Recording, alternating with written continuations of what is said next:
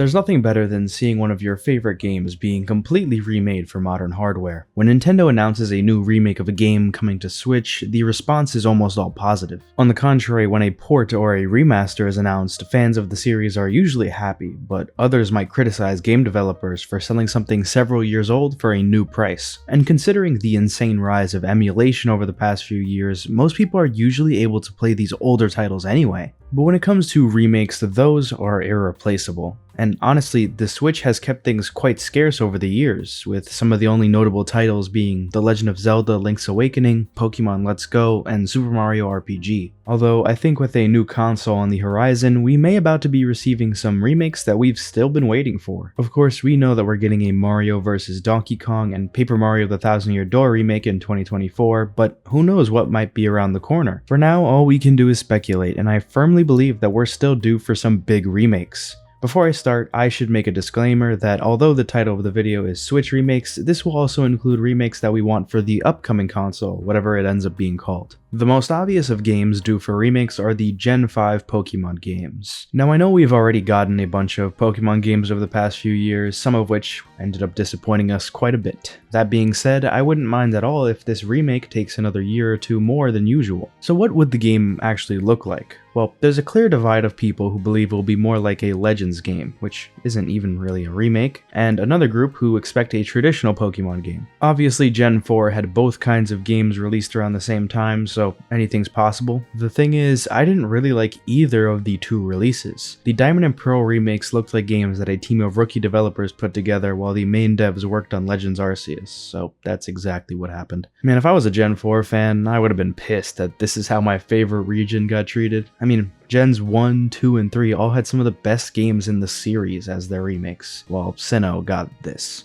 Legends Arceus wasn't even really much of a callback to Gen 4, besides some character references and the music, so I'm definitely going to rule that out as the direction of the Gen 5 remakes. Personally, I'm looking for something like Omega Ruby and Alpha Sapphire. I was a really big fan of those games. Ideally, a remake like Heart Gold Soul Silver would probably be best because of how much it enhances and adds to the games, but that remake is basically one of a kind in terms of how much care the developers gave it. And if you couldn't tell, modern Pokemon devs do not give a care in the world about their fans, so realistically, we're just gonna have to settle a bit. At the very least, I want Game Freak to actually make the games instead of just handing it off to some inexperienced company. Also, this is my favorite generation, so I'm really hoping they don't mess it up. The next remake I think nobody would complain about is Super Mario Sunshine. Now yes, I know we already have a 3D All-Stars, but that's about as bare bones as you can get with a port. I want a top to bottom remake of Sunshine, because I feel as if that game was done so wrong by the circumstances around its release. It's clear that the developers had so much more planned for the game, but could not find the time to finish everything. For example, this is one of the only Mario games where you're forced to do pretty much everything to beat the game. You can skip a few missions and the blue coins and stuff, but ultimately you have to beat episode 7 in every level to beat it. Also, the whole blue coin collection could have been made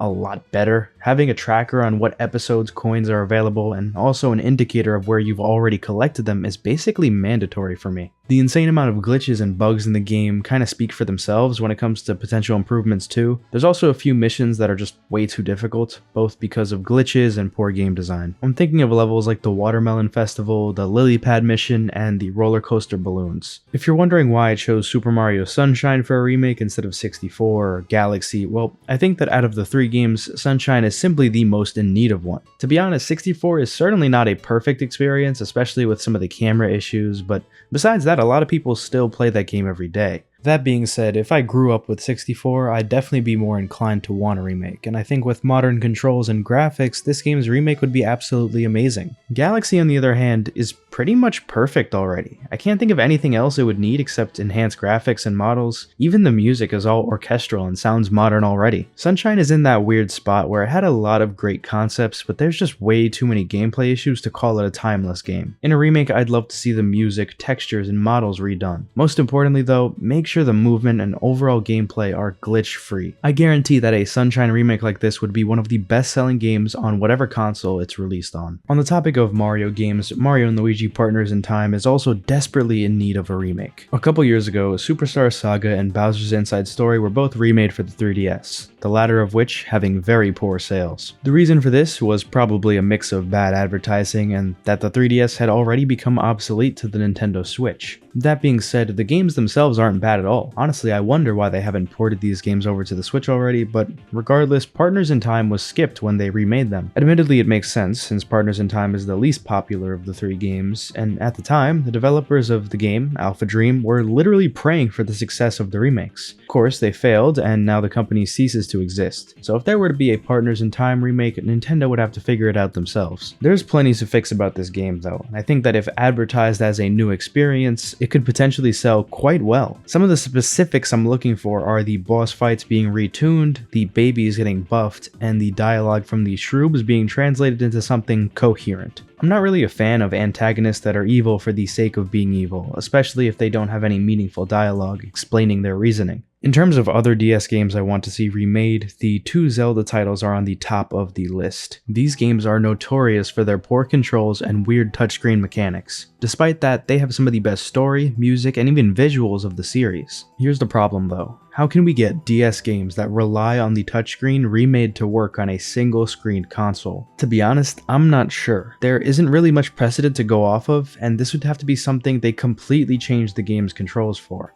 Phantom Hourglass and Spirit Tracks use the touchscreen relentlessly, and binding those features to buttons wouldn't really make all that much sense. I mean, I guess controlling your ship would be fine to have bound to a control stick, but controlling the Phantom is a lot more complicated since the game is dependent on multitasking. Regardless, I still have super fond memories of these games, and I want to see them on modern hardware. Of course, being Zelda titles, these games would sell like crazy, especially with how unique the concept of these games are. There's also a few other titles that I just want to briefly mention because I want them to get remakes, but I don't think they're gonna get one. Paper Mario for the Nintendo 64 is a big request from fans, but seeing how the Thousand Year Door is getting one next year, I don't think this would happen for another couple years at least. Who knows though, if the remake next year sells well, they could expedite the original getting one too. Another remake I want to see is the original Luigi's Mansion for the GameCube. Obviously we're getting a remaster for Dark Moon next year, and the 3DS already gave us a remake actually, but I want a brand new one for Switch. When I see how good Luigi's Mansion 3 looks visually, I absolutely want to see the original in that form.